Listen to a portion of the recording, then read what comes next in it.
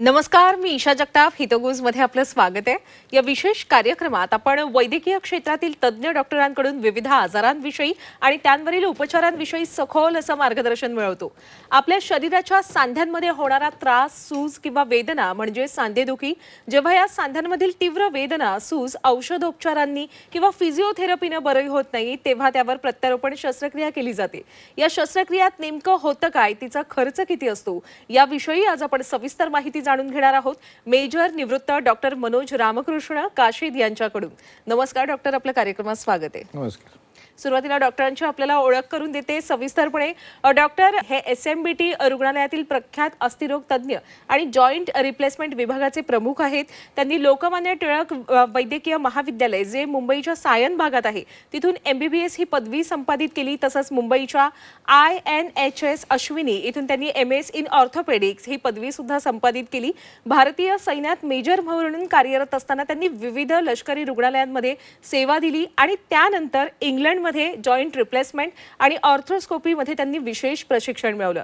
आजवर त्यांनी 3000हून अधिक सांधेरोपण, 2000हून अधिक गुडघ्याच्या शस्त्रक्रिया आणि 4000हून अधिक ऑर्थोस्कोपिक ACL शस्त्रक्रिया अगदी यशस्वीरित्या पूर्ण केलेल्या आहेत. रुग्ण केंद्रित उपचार, अचूक शस्त्रक्रिया आणि उत्कृष्ट परिणामांसाठी ते रुग्णांमध्ये विशेष ओळखले जातात. आता आपण अजिबात वेळ न दवडता त्यांच्याकडून मार्गदर्शन मिळवणार आहोत. खरं तर आज आपण सांधे प्रत्यारोपण शस्त्रक्रियाविषयी बोलणार आहोत डॉक्टर, पण त्याच्यासाठी सांधेदुखी म्हणजे नेमकं काय हे डॉक्टरांकडून प्रेक्षकांना कळू द्या. सांधेदुखी म्हणजे नथिंग बट गुडघ्याला येणारं सूज, गुडघ्याच्या आतमध्ये जे लिगामेंट आहेत, कार्टिलेजेस, ह्यांना होणारा डॅमेज. आता हा डॅमेज तसं तर वयोमानाप्रमाणे जसं आपलं वय वाढतं तसं गुडघेही म्हातारे होत राहतात आणि त्यांच्यामध्ये काही बदल येतात. तर मोस्ट ऑफ द टाईम पुष्कळ वेळा हाच त्याचं कारण असतं. पण विविध प्रकारचे संधिवात, आपण त्याला आमवात म्हणता येईल, जसं की रुमोटॉइड आर्थरायटिस, अँकलोजिंग स्पॉन्डलायटिस, ह्या आजारांमुळे पण कमी वयामध्ये सांधे खराब व्हायला लागतात आणि सांध्याची झीज व्हायला लागते. तसंच गुडघ्याला काही मार लागला असेल, स्पोर्ट्स इंजुरी रिलेटेड काही गेम खेळताना किंवा ॲक्सिडेंट झाला असेल आणि आपण त्याला दुर्लक्ष केलं, तर त्याच्यामुळे जो डॅमेज होणार असतो आतमध्ये, त्याच्यामध्ये हे जे ब्ल्यू कलरचं कार्टिलेज आहे ते डॅमेज होऊन जातं. आणि हा कार्टिलेज एकदा डॅमेज झालं आणि ते काही अशा प्रकारचं बनलं की मग आपल्याला तो सांधा परमनंटली खराब होऊन जातो आणि त्याला ॲडव्हान्स ऑस्टिओआर्थरायटिस म्हणता येईल. पण मग डॉक्टर, प्रत्येक सांधेदुखीच्या रुग्णाला जॉईंट रिप्लेसमेंट म्हणजे सांधे प्रत्यारोपण शस्त्रक्रिया करणं आवश्यक असतं का? असं काही नाहीये. जसं आपण म्हटलं की विविध कारणं आहेत सांधेदुखीची. जर त्या सांधेदुखीचा निदान आपण पूर्वीच केलं की आणि वेळेस त्याच्यावर उपचार घेतले, उदाहरणार्थ संधिवाताच्या आजारावर संधिवाताची विविध औषधं असतील, एक रुमॅटॉलॉजिस्टचा सल्ला असेल योग्य वेळी घेतलेला, आणि त्याचबरोबर काही गुडघ्यामध्ये डॅमेज झाला असेल तर आर्थोस्कोपिकली त्याला पूर्वीच तुम्ही नीट करून घेतलं तर हे ॲडव्हान्स स्टेजमध्ये जाणार नाही आणि प्रत्येकाला नी रिप्लेसमेंटची गरज नसते. सर्व काही सर्जरी सोडून सर्व काही मार्ग अवलंबून झाले असतील, उदाहरणार्थ फिजिओथेरपी, एक्सरसाइजेस, काही मेडिसिन, हे सगळं होऊन जर पेशंटला म्हणावं तसा फरक पडत नसेल आणि ते दुखत असेल आणि त्यांचं चालणं अफेक्ट होत असेल, त्यांचं दैनंदिन आयुष्य अफेक्ट होत असेल, तर असे रुग्ण हे जॉईंट रिप्लेसमेंटसाठी पात्र असतात. बरं डॉक्टर, आपण ज्या SMBT रुग्णालयातून रुग्णसेवा देतात त्याला जॉईंट रिप्लेसमेंटमध्ये खरं तर सेंटर ऑफ एक्सलन्स म्हटलं जातं. का म्हणतात बरं सेंटर ऑफ एक्सलन्स? ह्याचं कारणं बरीच आहेत. कारण हे एक टीम वर्क आहे आणि SMBT हे रुग्णालय घोटी, नाशिकच्या जवळ स्थित आहे.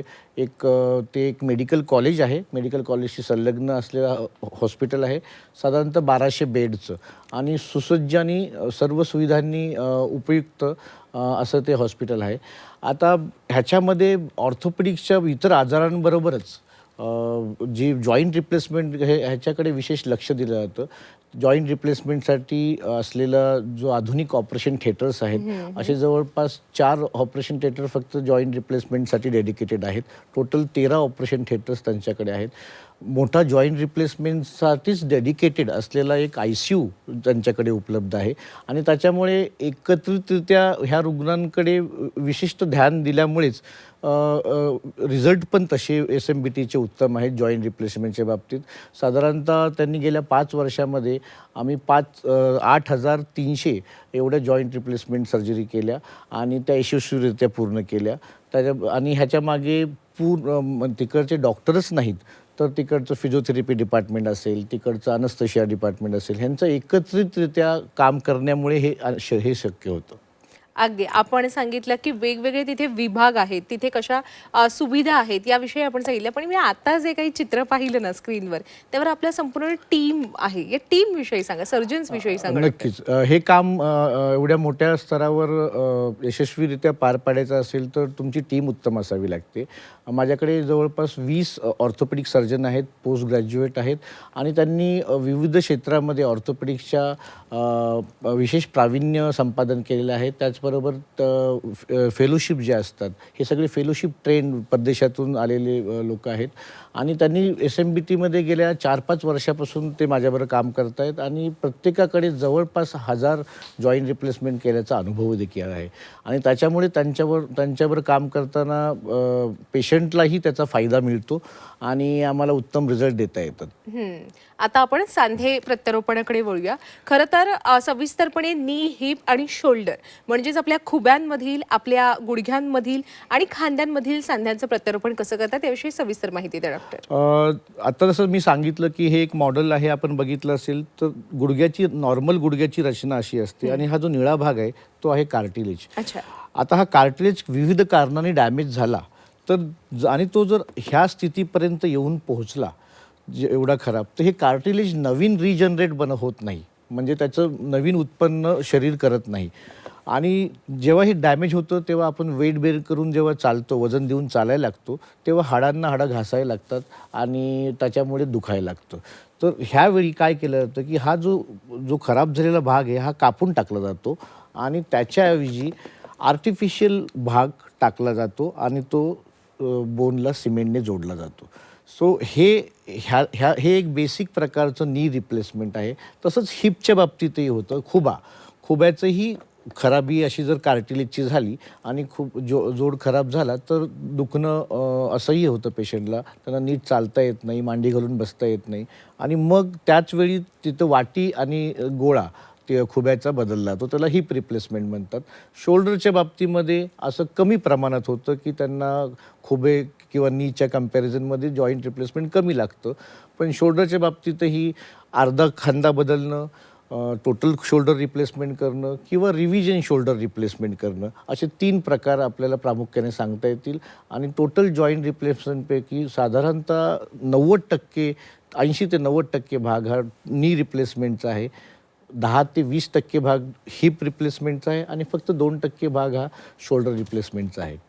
बरं, खरं तर हे जे जॉईंट्स असतात, सगळे सांधे असतात आपल्या शरीराचे, ते अतिशय महत्त्वाचे असतात डॉक्टर, कारण त्याच्यावर आपलं संपूर्ण शरीर उभं असतं. आणि हे जे सांधे जेव्हा झिजतात तेव्हा आपण त्यांना एक प्रकारे रिपेअरच करता. आज जर आपण बाजारातच बघितलं, एखादं भांडं रिपेअर करायचं असं, एखादं इलेक्ट्रॉनिक मशीन रिपेअर करायचं असलं तरी ते प्रचंड महाग असतं.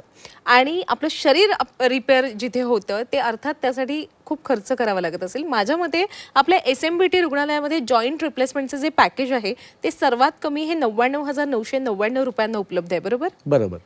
त्याविषयी सविस्तर सांगा. तर ह्याच्याविषयी मॅनेजमेंटने विशेष विचार केला की साधारणतः आपण जर बाहेर जॉईंट रिप्लेसमेंट करायला गेलो तर 1.5 लाखापासून 3.5 लाखापर्यंत एका गुडघ्याला नी रिप्लेसमेंटला खर्च येतो. आता हा खर्च जर कमी केला तरच सामान्यांना त्याचा फायदा मिळू शकेल. मग आता ह्याच्यामध्ये मेडिकल कॉलेजच्या अनुषंगाने SMBTकडे गेल्या 5 वर्षापर्यंत काही सरकारी योजनाही होत्या, ज्याने हे अगदी फुकटात मोफत दरात हे जॉईंट रिप्लेसमेंट आम्हाला करता आलं. आणि त्याचबरोबर जेव्हा त्या योजना संपल्याही त्यानंतर मात्र मग आम्ही त्याचा रिवाईज केला. पण जेव्हा रेट रिवाईज केला तेव्हा हे एका गोष्टीकडे विशेष प्राधान्य दिलं गेलं की लोकांना ते परवडलं पण पाहिजे. आपल्याला एक बेअर मिनिमम स्टँडर्ड क्वालिटी पण इम्प्लांटच्या बाबतीत मेंटेन केली पाहिजे आणि त्याच्याबरोबर ते लोकांच्या खिशालाही परवडलं पाहिजे. आणि म्हणूनच हा सगळं बाजाराचा अभ्यास करून एकदम अत्यल्प दरात म्हणजे 90,000पासून 99,000पर्यंत आम्ही एक जॉईंट रिप्लेसमेंट TKR सध्या करतोय. हावेवर आता काही काळामध्ये सरकारी योजना माझ्याकडे पुन्हा आली तर कदाचित ही योजना माझ्याकडे पुन्हा फ्रीमध्ये सुरू होईल. बरं मोफत. बरं बरं डॉक्टर, रिडू म्हणजे रिव्हिजन जॉईंट रिप्लेसमेंट सर्जरी ज्या असतात त्या करण्याची वेळ काय येते बहुतांशी वेळा? त्याचे 2-3 कारणं आहेत. तर गुडघे किंवा खुबे हे दोन्ही ह्या कारणांमुळे फेल होऊ शकतात. एक तर की हाडांची घनता जर व्यवस्थित नसेल तर त्याला ज्या मटेरियलनी सिमेंटने जी सांधे जे असतात बोनला चिकटलेले असतात ते लूज होतात. त्याला असेप्टिक लूजनिंग म्हणतात. आणि दुसरं कारण म्हणजे इन्फेक्टिव्ह लूजनिंग म्हणजे सेप्टिक लूजनिंग. त्याचा अर्थ असा होतो की पेशंटच्या बॉडीमध्ये कुठेतरी इन्फेक्शन आहे आणि ते कसंबसं त्या इम्प्लांटपर्यंत सांध्यापर्यंत पोहोचलं आणि सांधा खराब झाला. आणि तिसरं महत्त्वाचं कारण म्हणजे की तुम्ही जे एखादं चांगलं जॉईंट रिप्लेसमेंट झालेलं असेल आणि पेशंटचा पुन्हा ॲक्सिडेंट झाला, पेशंट पडला आणि तो सांधा लूज झाला. तर ह्या 3 कारणांमुळे, वेगवेगळ्या कारणांमुळे आपल्याला रिडू सर्जरी किंवा रिव्हिजन सर्जरी ह्या कराव्या लागू शकतात. बरं, या ज्या सगळ्या शस्त्रक्रिया असतात सांधे बदलांच्या, त्यामध्ये कोणते कोणते विभाग कार्यरत असतात? म्हणजे ICU म्हणा किंवा कार्डिओलॉजी विभाग म्हणा, यांची काय प्रामुख्याने भूमिका असते त्यात? खूप महत्त्वाचा रोल आहे. कारण एस्पेशली आपण जर गुडघ्यांचं बघितलं तर साधारणतः 90% जास्त गुडघे हे 65 ते 75 ह्या वयोगटातील मंडळींसाठी असतात. आता त्या वयाच्या अनुषंगाने येणारे आजार आलेच. डायबिटीज, हायपरटेन्शन, थायरॉईड आणि कार्डियक इश्यूज आलेच. तर पुष्कळ लोकांना अँजिओग्राफी पण लागते. प्री ऑपरेटिव्ह इव्हॅल्युएशनमध्ये आम्हाला ते सगळं कळतं. आणि मग आणि ऑपरेशन केल्यानंतरही ह्या मंडळींना असे हार्ट अटॅक किंवा एम्बोलिझम ह्यासारखे कॉम्प्लिकेशन्स होऊ शकतात हे ऑपरेशन केल्यानंतर. पण SMBTला हा बॅकअप सतत 24 तास असल्यामुळे मला त्याची कधीच चिंता वाटली नाही आणि त्याचा पेशंटलाही बेनिफिट झाला की टाईमली त्यांना कॉम्प्लिकेशन जरी झालं तरी त्यातून आम्ही पेशंटला बाहेर काढू शकलो. बरं, आता ना अत्याधुनिक उपचारांविषयी जरा बोलूया. डॉक्टर, आजकाल सगळ्या प्रकारच्या वैद्यकीय क्षेत्रामध्ये रोबोटिक्सचा प्रचंड बोलबाला आहे किंवा रोबोटिक शस्त्रक्रिया करण्यावर प्रचंड भर दिला जातो. रोबोटिक जॉईंट रिप्लेसमेंट सर्जरी विषयी काय सांगाल? रोबोटिक जॉईंट रिप्लेसमेंट सर्जरी म्हणजे एक कॉम्प्युटरने तुमचं गुडघ्याचं पहिलं अनालिसिस केलं जातं, एक CT स्कॅन केला जातो आणि तो CT स्कॅन कॉम्प्युटरमध्ये त्याचं डाटा फीड केला जातो आणि जेव्हा तुम्ही ऑपरेशन करता त्यावेळी जे बोनचे जे कट आहेत, हे जे बोनचे कट आहेत हे कट घ्यायचं काम फक्त एक रोबोटिक हँड करतो. तिथून पुढे जी सर्जरी आहे ती सर्जनलाच करायची आहे. सगळं इम्प्लांट लावण्यापासून बंद करण्यापासून सगळं तेवढाच 1-2 मिनिटाच्या कामाचं जे आहे तो रोल रोबोटचा आहे. आता फायदे म्हणता येईल तर प्रिसिजन कट की चांगलं छान कट मिळतो. पण जर आपण त्याचं नुकसान विचारलं तर त्याच्यामध्ये जो खर्च येतोय, टाईम लागतोय तो जास्त आहे कन्व्हेन्शनल सर्जरीपेक्षा. बरं, जर्नलमध्ये जेव्हा आपण अनालाइज करतो, डाटा अनालाइज करतो बाकीच्या जगभरातला, त्यावेळी त्यातून म्हणावा तसा फायदा कन्व्हेन्शनल सर्जरीपेक्षा आपण जे आत्ता करतो त्याच्यापेक्षा उत्तम आहे असं म्हणता येत नाही. मग आजच्या घडीला आपण एक स्टेटमेंट जरूर बोलू शकतो की रोबोटिक रिप्लेसमेंट जरी आज जगभरात जास्त प्रिफर केलं आहे तरी पण युरोपियन कंट्रीजमध्ये ते केलं जात नाही. याचं कारण आहे कॉस्ट आणि टाईम आणि त्याचा इतर कन्व्हेन्शनल सर्जरीच्या वरती नसलेला फायदा. आणि त्याच्यामुळे मला असं वाटतं की आपण त्याला स्कॅप्टिकली हा विषय घेतला पाहिजे की रोबोटिक रिप्लेसमेंट काही चुकीचं नाही आहे आणि वाईटही नाही आहे, पण कन्व्हेन्शनल सर्जरीच्या वरती त्याला काही ॲडव्हान्टेजही नाही आहे. आणि हे इनफ एव्हिडन्स आपल्याकडे आहेत जर्नल्समध्ये की असं हा विषयावर जर बोलायचं झालं तर. पण काही अशा केसेस असतात ज्या रोबोटच्या पठडीतल्या असतात, त्या जरूर त्यामध्ये अशा 2 ते 3% केसेस असतात. बरं, डॉक्टर, हे जे इम्प्लांट्स बसवले जातात आपण म्हणजे जो सांध्यांचा झिजलेला भाग असतो त्यावर आपण जे कृत्रिम आवरण बसवता, त्या इम्प्लांट्समध्ये सुद्धा प्रकार असतील ना वेगवेगळे, म्हणजे OT किंवा मग इम्पोर्टेड इम्प्लांट्स वगैरे? येस, इम्प्लांट जे असतात ते एक मिनिमम FDA स्टँडर्डच्या नुसार त्यांना बनवलेलं असतं. त्याचं डिझाईन ते सगळं अप्रूव्ह केलेलं असतं गव्हर्नमेंटनी पुष्कळशी इम्प्लांट भारतामध्ये जे वापरले जातात ते फॉरेनचे आहेत. अशा 5-6 स्टँडर्ड कंपन्या आहेत ज्यांचे इम्प्लांट SMBTमध्ये वापरले जातात आणि ह्या सगळ्यांचं एक बेअर मिनिमम स्टँडर्ड असतं. तसंच भारतीय बनावटीचेही काही इम्प्लांट चांगल्या प्रतीचे आहेत, मेक इन इंडियाच्या नावाखाली जे काही नवीन सुरू झालेले आहेत. पण इम्प्लांटचं जेवढं महत्त्व आहे तेवढंच जो ऑपरेशन करणारा सर्जन आहे तो किती निष्णात आहे, त्याचा किती अनुभव आहे आणि कुठलेही इम्प्लांट ते इम्पोर्टेड असतील किंवा भारतीय बनावटीचे असतील तो किती उत्तम प्रकारे त्या पर्टिक्युलर पेशंटमध्ये लावतो अलाइनमेंटमध्ये, ते जास्त महत्त्वाचं आहे. मग इम्प्लांट चांगलं असून तुम्ही जर चुकीचं लावलं तर ते फेल होणार आहे. मग हा पण लोकांच्या मनातला जो समज आहे की एक पर्टिक्युलर कंपनीचं इम्प्लांट टाकलं की ते सक्सेसफुल होणार आहे आणि ते मग उगाच त्याची कॉस्ट वाढत जाते आणि महाग होत जातं. तर असं इम्प्लांटच्या बाबतीत एक स्टँडर्ड SMBTला वापरलं जातं जागतिक दर्जाचं. वा, बरं. डॉक्टर, जेव्हा शस्त्रक्रिया पार पडते, आता जॉईंट रिप्लेसमेंट झालेलं आहे, अगदी यशस्वीरित्या झालेलं आहे, पण त्यानंतर पुढे काय? जे इम्प्लांट्स बसवलेले असतात ते तसेच राहावे यासाठी काळजी तर घ्यावी लागत असेल ना? म्हणजे मला विचारायचं हे आहे की फिजिओथेरपीची भूमिका किती महत्त्वाची असते? फिजिओथेरपीचा रोल अतिशय महत्त्वाचा आहे आणि जसं एक प्रश्न तुम्ही विचारलेला आहे की SMBTला एक्सलन्स सेंटर का म्हटलं जातं, तर त्याच्या मागचा एक फिजिओथेरपीचा एक मोठा वाटा आहे. कारण एक SMBTला एक फिजिओथेरपी कॉलेज पण आहे आणि त्यांचा अहोरात्र सपोर्ट आम्हाला पेशंट ट्रीट करताना असतो आणि ह्या प्रत्येक माझी टीम त्यांचे टार्गेट आहेत की पेशंट असताना किती त्यांच्याकडून व्यायाम करून घ्यायचा, किती डिग्रीचं मूवमेंट झालं पाहिजे, त्यांनी कसं चाललं पाहिजे, किती चाललं पाहिजे, घरी जाऊन त्यांनी काय करायचं, हे त्यांच्या पेशंटच्या मनावर बिंबवलं जातं. हे फास्ट रिकव्हरी आणि फास्ट रिकव्हरीसाठी ते खूप जरुरी आहे. बरं. डॉक्टर, इतक्या केसेस आजवर आपण हँडल केलेल्या असेल, एवढ्या शस्त्रक्रिया आपण आजवर इतक्या यशस्वीरित्या पार पाडलेल्या आहेत, ऑपरेशन पूर्वीचा पेशंट, ऑपरेशन नंतरचा पेशंट, काय फरक जाणवतो? खूप जमीन आसमानचा फरक असतो. खूप इंटरेस्टिंग अनुभव आहेत ह्याच्याबद्दलही. म्हणजे अक्षरशः बेड रिडन असलेले पेशंट, त्यांना चालताच येत नाही आहे अगदी 50 मीटरही. असे पेशंट जेव्हा रुग्ण आपल्याकडे येतात आणि ते आपण त्यांचं ऑपरेशन करतो तेव्हा ऑपरेशन नंतर सेकंड दिवशीच पेशंट रुग्ण चालायला लागतो. पण साधारणतः महिनाभरामध्ये पेशंट इंडिपेंडेंट होतो, स्वतःची कामं स्वतः करू शकतो आणि ते प्रचंड आनंदी असतात, कारण हे ते आत्तापर्यंत करू शकत नव्हते. अच्छा. डॉक्टर, असेही रुग्ण असतीलच ना की ज्यांना शस्त्रक्रियेची आवश्यकता आहे पण त्यांवर शस्त्रक्रिया होणं काही कारणाने शक्य नाहीये, मग त्यांच्यासाठी काय सुविधा आहेत आपल्याकडे? असं पुष्कळ वेळा होतं की पेशंटला कार्डियक एलिमेंट आहेत किंवा पेशंटची किडनी फेल झाली आहे आणि जॉईंट रिप्लेसमेंटसारखं रिस्की सर्जरी करणं संभव नाही. आणि त्याचबरोबर काही पेशंट असेही आहेत की ते जॉईंट रिप्लेसमेंटच्या पठडीतलेच नाहीत अजून, त्यांचे गुडघे एवढे खराब नाही झालेत रेडिओलॉजिकली पण. मग आता अशा पेशंटसाठी एक मधला मार्ग म्हणून पुष्कळसे इंजेक्शन्स बाजारात अवेलेबल आहेत.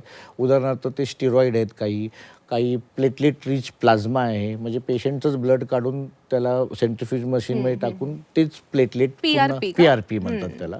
आणि तिसरं म्हणजे तुम्ही हायलोनिक ॲसिड, म्हणजे आपल्या गुडघ्याच्या आतलं जे सायनोव्हिल फ्लुइड आहे, वंगन म्हणता येईल त्याला, ते वंगनही टाकलं जातं.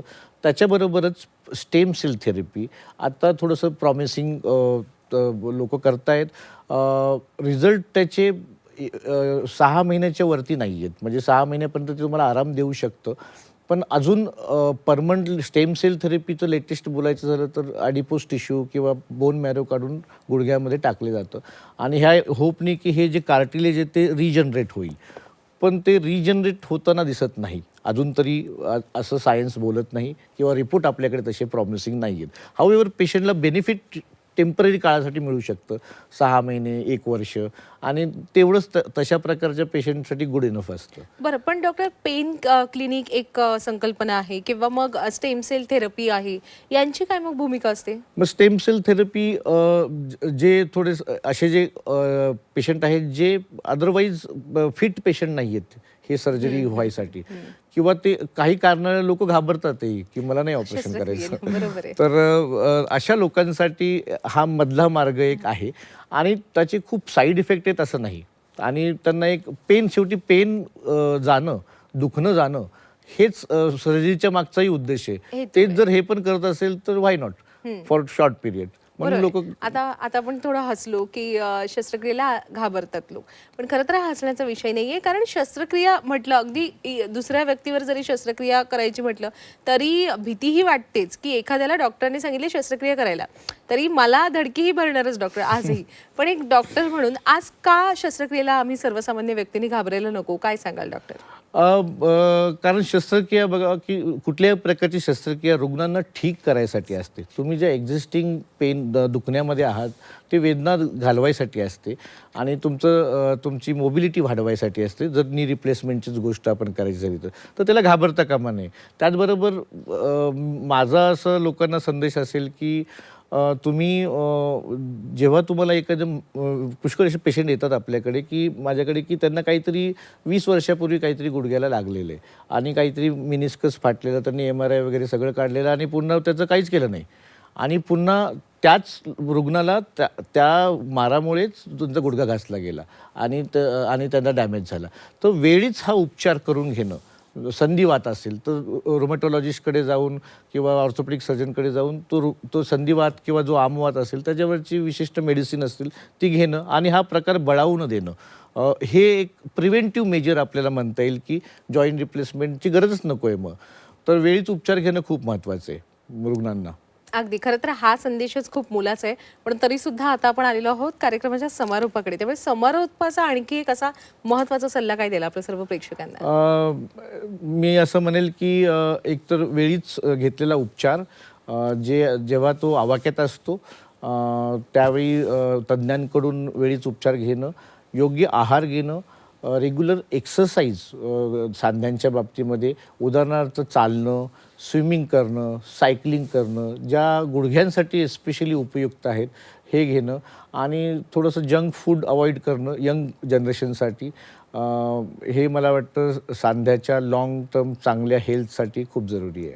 अगदीच डॉक्टर, खूप खूप आभार या सगळ्या मोलाच्या अशा मार्गदर्शनासाठी. धन्यवाद. प्रेक्षक हो, हितगुज मध्ये वेळ झालेली आहे आता इथेच थांबण्याची. पण ताज्या घडामोडींसाठी नेहमीच पाहत रहा झी 24 तास.